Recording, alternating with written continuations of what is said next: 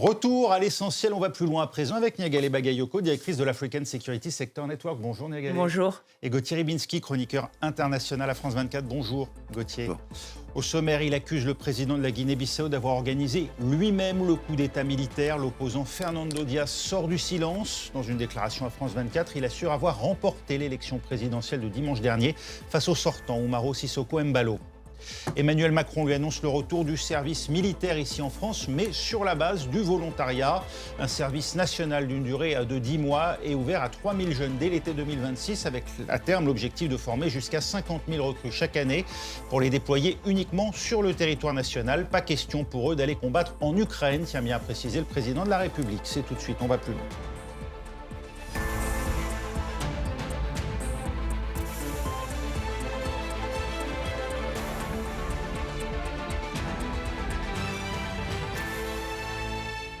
Levé de rideau en Guinée-Bissau, les frontières vont rouvrir, le couvre-feu est levé ce jeudi soir, au lendemain du renversement par l'armée du président civil Umaro Sissoco Embalo.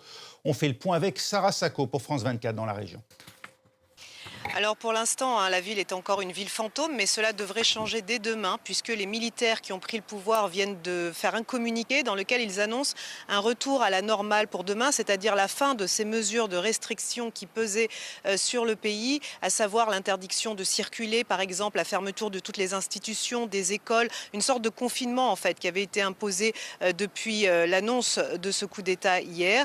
Et donc en attendant ce retour à la normale, ah oui, il est précisé également que toute manifestation en revanche dans les rues, etc., est parfaitement interdite. Donc en attendant ce retour à la normale qui est prévu pour demain, eh bien, le pays reste vraiment à l'arrêt. Très peu de circulation, peu d'informations avec tous les médias suspendus.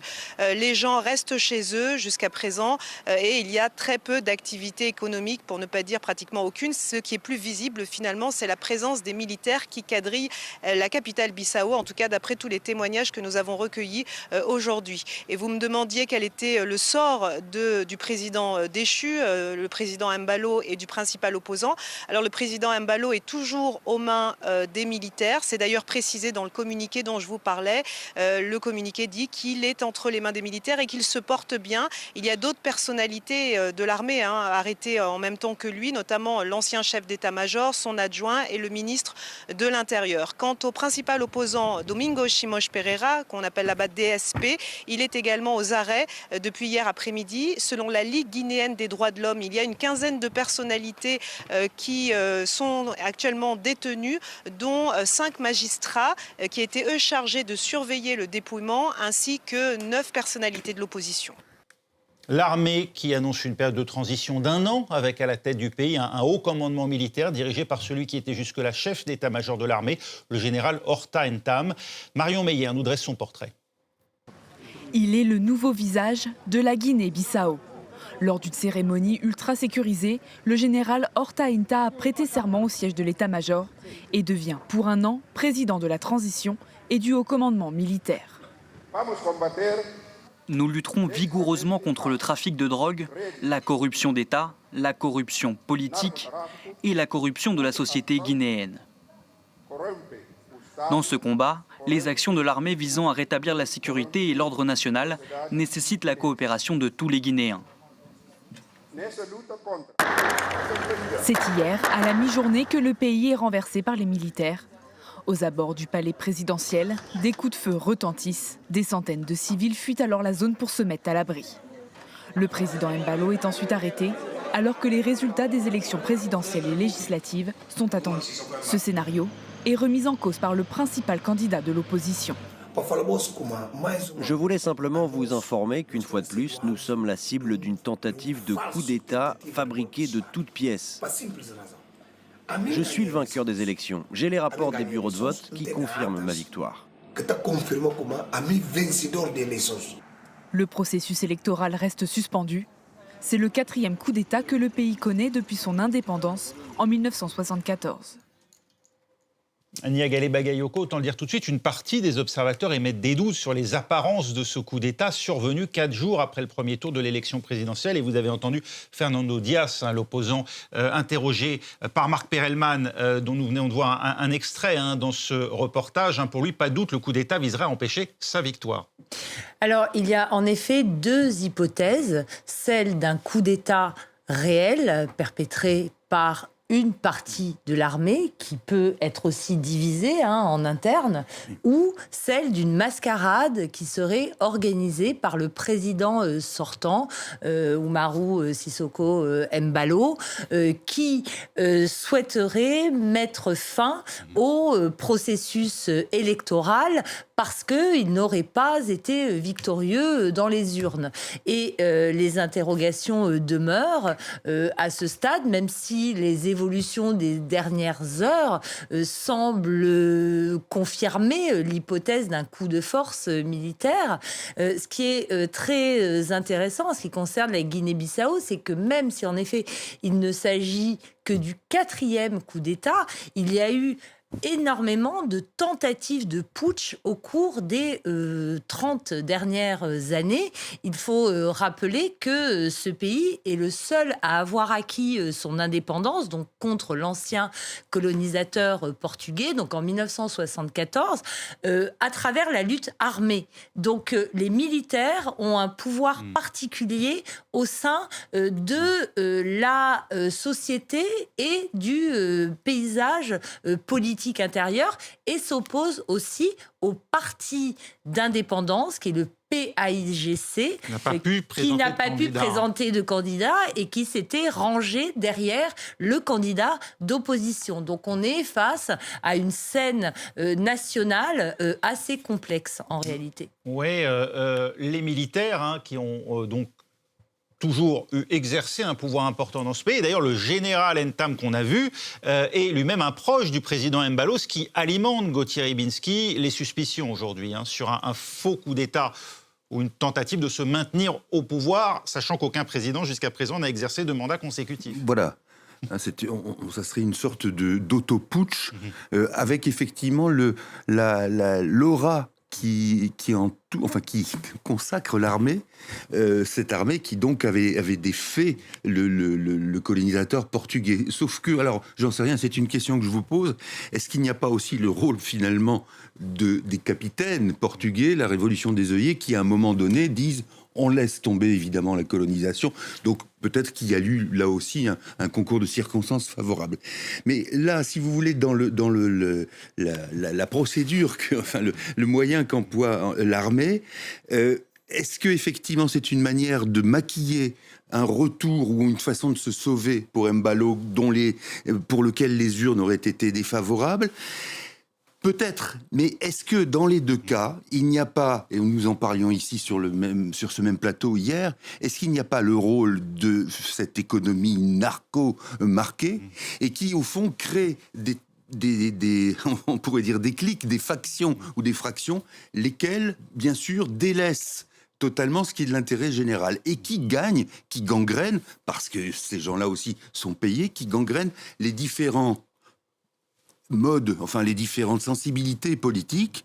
Ça ne veut pas dire qu'elles sont tous dans ce cas-là, mais que l'ensemble de la politique du pays, de la Guinée-Bissau, est avant tout déterminé par des prébendes du narcotrafic, ou bien simplement la peur de déplaire à tel ou tel patron de cette économie-là, et que donc on a affaire à, si vous voulez, à un jeu qui, en apparence, est un jeu personnel, comme on peut le voir dans d'autres pays, mais qui serait en même temps guidé ou téléguidé par cette industrie, entre guillemets, de l'ombre. Ouais, alors c'est pourtant précisément la lutte contre la drogue qu'invoquent les militaires pour avoir pris le pouvoir aujourd'hui. Ils auraient, selon eux, contrer un coup identifier un complot visant à déstabiliser le pays avec l'implication de barons nationaux de la drogue. Voilà ce qu'ils indiquent.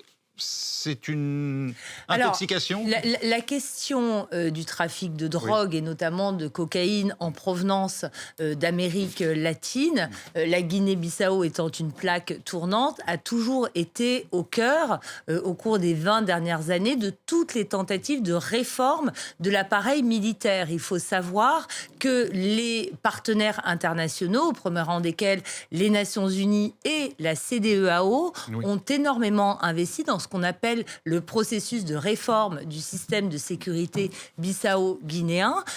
Il s'agissait notamment non seulement de réorganiser les services militaires, mais également les services de police qui étaient au nombre de 9 il y a une vingtaine d'années.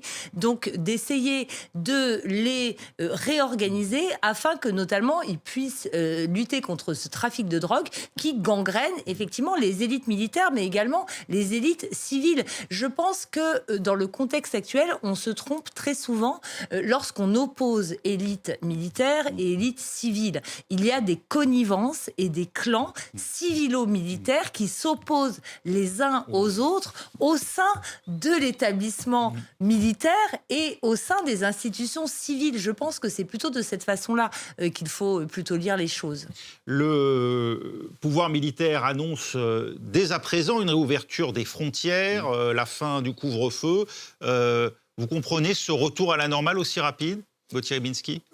Alors, vous savez que dans ce genre de configuration, il y a le moment où une armée putschiste, plaçons-nous dans cette hypothèse, qui agit, frappe, et qu'ensuite, par rapport à la population, il y a l'idée que si on maintient d'emblée la vis et la gangue, on s'aliène un certain nombre de soutiens. Et que donc, il faut, quand c'est possible à leurs yeux, ouvrir, quitte après à fermer, et à fermer encore plus brutalement. Donc là, il y a cette idée que la population qui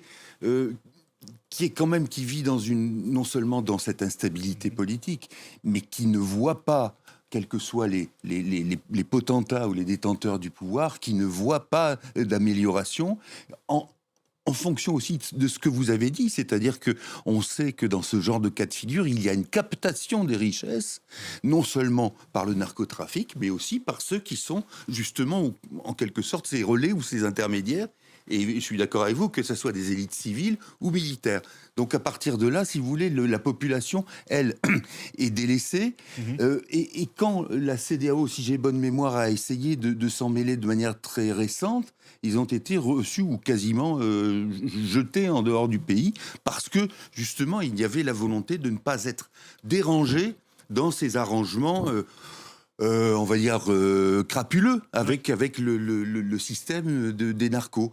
Donc, encore une fois, l'armée, dans ce cas de figure, n'a sans doute pas envie de s'aliéner tout de suite un certain nombre de soutiens, parce qu'elle sait aussi ce qu'on va lui reprocher. Ce que nous disons là n'est pas un grand mystère, est un secret de polichinelle en Guinée-Bissau. Comment comprendre tout de même, Niagale Bagayoko, si le président Umaro Sissoko Embalo est derrière ce coup d'État, ou qu'en tout cas ce coup d'État sert d'une manière ou d'une autre ses intérêts, à supposer qu'il ait été en mauvaise posture à l'issue du premier tour, dont on ignore toujours les résultats. Comment expliquer dans ces conditions que c'est lui-même et l'opposant qui n'avait pas pu se présenter, Domingos Simoes Pereira, qui était son précédent adversaire d'ailleurs en 2019, qui ont été arrêtés, et non pas Fernando Diaz, l'opposant réel cette fois-ci, qui lui, si l'on en croit en tout cas ce que nous disait Marc Perelman il y a quelques minutes encore sur ce plateau, était en liberté il y a quelques heures encore. C'est pour ça qu'il me semble que le premier scénario du véritable coup d'État pourrait effectivement paraître de plus en plus crédible en réalité. Il y a un autre enjeu qui est important, c'est l'enjeu communautaire. C'est celui notamment de la surreprésentation de la communauté balante au sein de l'armée actuellement, ce qui est un paramètre très important. Mais il faut aussi rappeler que dans le contexte électoral, il y a eu de très nombreux contentieux en réalité. L'un qui a impliqué la Cour suprême, l'autre qui était relatif au fichier électoral. Et en ce qui concerne les intervenants extérieurs, notamment la CEDEAO, on n'est absolument plus dans le cas de figure des années 90 et 2000 où le Sénégal était la nation pilote des interventions parce que les présidents Wade et Macky Sall étaient très investis en Guinée-Bissau en raison de la problématique de la Casamance en réalité.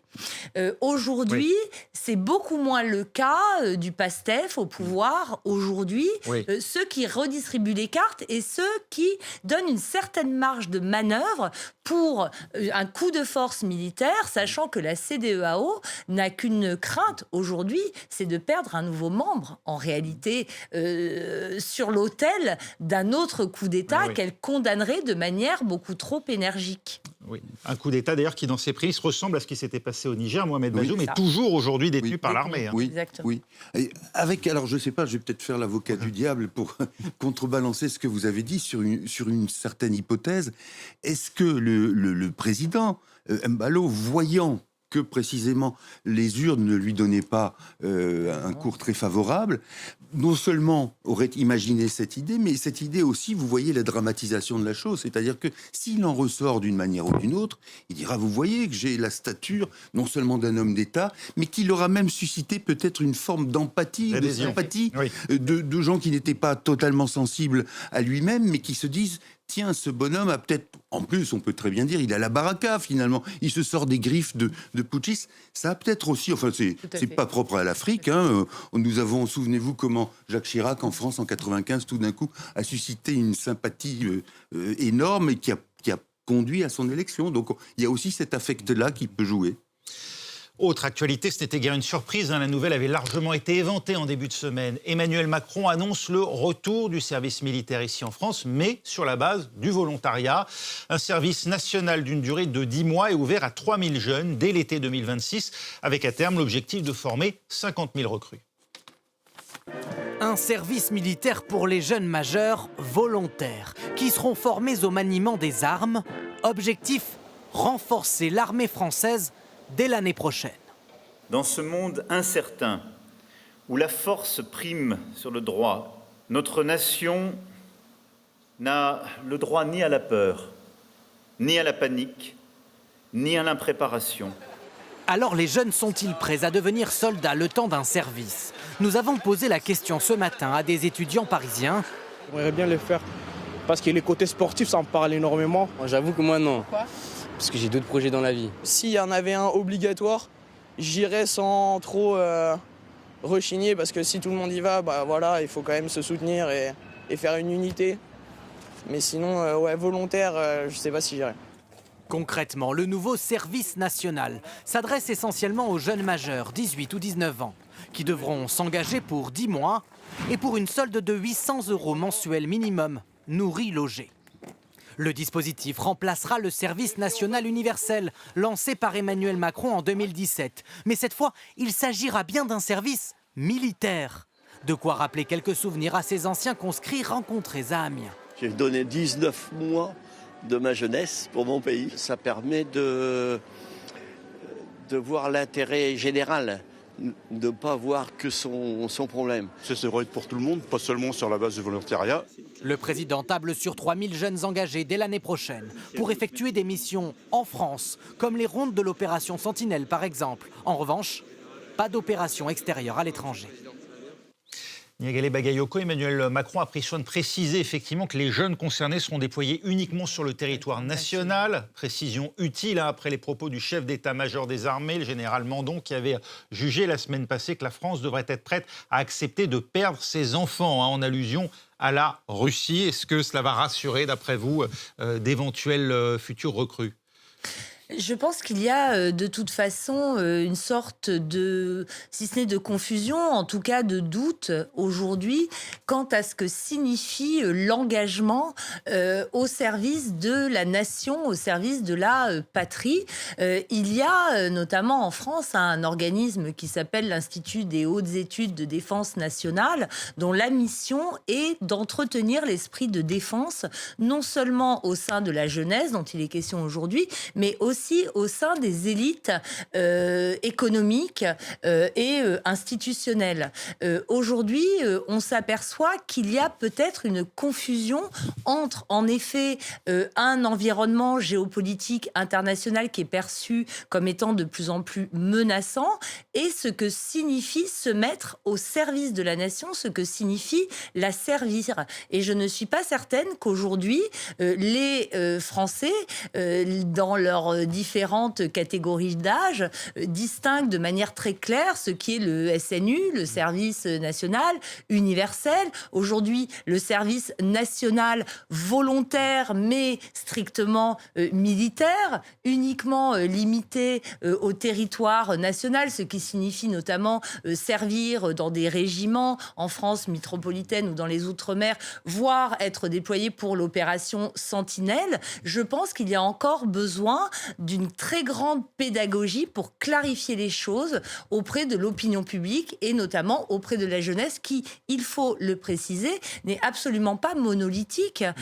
Parler des jeunes, dire nos jeunes, je ne suis pas certaine que ça renvoie à une véritable réalité. Il y a des jeunes extrêmement patriotes, il y en a d'autres qui sont préoccupés par des questions beaucoup plus transnationales, comme par exemple le changement climatique, ou par tout simplement des questions plus pratiques et matérielles. D'où l'idée d'ailleurs de faire ce service sur la base du volontariat. Alors, en cas de crise majeure, juge utile tout de même de préciser le chef de l'État, le Parlement pourra autoriser de faire appel au-delà des seuls volontaires à ceux dont les compétences auront été repérées lors d'une journée de mobilisation. Le service national deviendrait alors obligatoire. On n'est pas loin alors de la conscription. Oui, tout à fait. C'est un point majeur. Avec ce que permettait la conscription, c'était, en temps de paix, c'était aussi un examen sanitaire de ces classes d'âge, examen aussi intellectuel, mesurer l'illettrisme, l'analphabétisme, etc.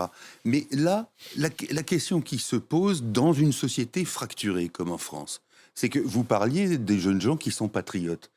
Prenons un exemple. A priori, les jeunes de droite ou d'extrême droite sont censés être patriotes. Or, le principal fondement idéologique de leur action, c'est de dire « cette guerre en Ukraine n'est pas la nôtre ». Et d'ailleurs, au fond, Poutine, pourquoi pas, l'ordre qu'il a chez lui, quelque chose peut-être d'enviable.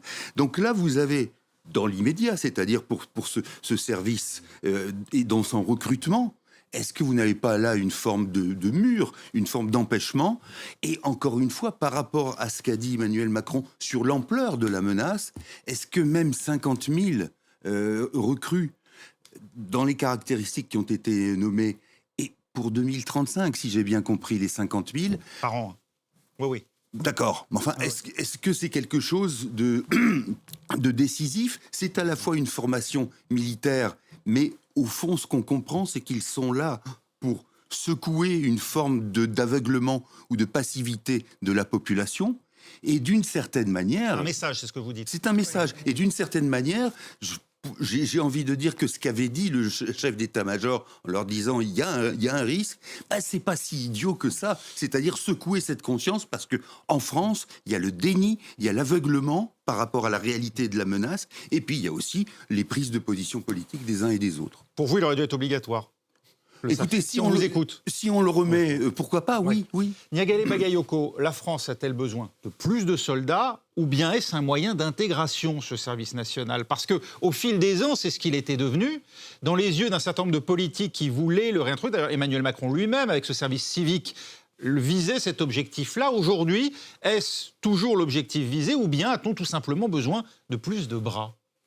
Moi, je pense Comme nous qu'il le y a montre la Russie en Ukraine. Moi, je pense qu'il y a les deux préoccupations. La question de la cohésion nationale et du délitement de la solidarité et de la capacité à servir l'État lui-même et les intérêts supérieurs aux seuls intérêts individuels. Elle fait partie de la démarche qui est aujourd'hui entreprise. Mais c'est vrai qu'on se situe dans un contexte, notamment européen, où la plupart des pays, si ce n'est la totalité d'entre eux, se situent face à la même problématique, où il est nécessaire de se préparer face à une menace. Alors, le problème, selon moi, il est double. C'est d'abord que la menace, aujourd'hui, elle est celle caractéristique de la Russie, mais si l'on revient 5 ans en arrière, ce n'était pas la plus importante. Donc, à quoi doit-on se préparer aujourd'hui? Et d'autre part, il y a au sein de chaque pays européen des forces, vous citiez des partis politiques en France, qui sont effectivement assez proche des pays qu'on considère comme une menace. Voire et même des isolationnistes par principe, qui ne veulent pas de projection. Absolument, et des partis qui pourraient totalement arriver au pouvoir, donc ce qui changerait totalement l'équation. Gauthier Rybinski, tout de même, ce qu'on a appris de cette guerre en Ukraine, parce qu'on avait le sentiment depuis une vingtaine, trentaine d'années que les guerres du futur se mèneraient sur le terrain des matériels et des armées ultra professionnalisées. Aujourd'hui, on revient sur cette idée-là. À nouveau, la guerre, demain, ce pourrait être, pardonnez-moi l'expression, une grande boucherie, c'est-à-dire envoyer sur le champ de bataille des rangées, des régiments entiers. Oui, avec bien sûr qu'il y a ce risque-là, mais ça dépend aussi de la direction militaire ou politique que vous avez derrière. C'est-à-dire que en Ukraine, vous avez des vagues de soldats russes qui sont envoyés à la mort dans des conditions qui ne favorisent pas leur expérience quand ils en ont. Oui. Et que donc derrière ça, vous avez la décision qui ne tient pas, qui au fond est méprisante à l'égard des droits humains. C'est ça qui gouverne un certain nombre de choses. Mais en sommes-nous réduits, nous aussi, finalement, par l'équation que nous impose la Russie, à en venir à la loi du nombre, à notre tour? Est-ce que vous croyez revenir à la loi du nombre? Je ne suis pas certain. Je suis pas certain. Simplement, le risque pour moi, c'est de croire et de faire croire que cette mesure est une sorte de panacée. Et que de ce fait-là, vous avez, quand on parle d'intégration, écoutez, ça me fait penser à ce qu'on dit du sport ou du foot. Oui, ça c'est l'aspect creuset républicain. Mais vous disiez vous-même, il nous faut mobiliser aujourd'hui. Mais bien sûr que davantage de bras sur le terrain et de jambes. Oui, il faut, mais surtout, il faut savoir, c'est ce que disait le général Mandon, il faut savoir défendre ce que l'on est.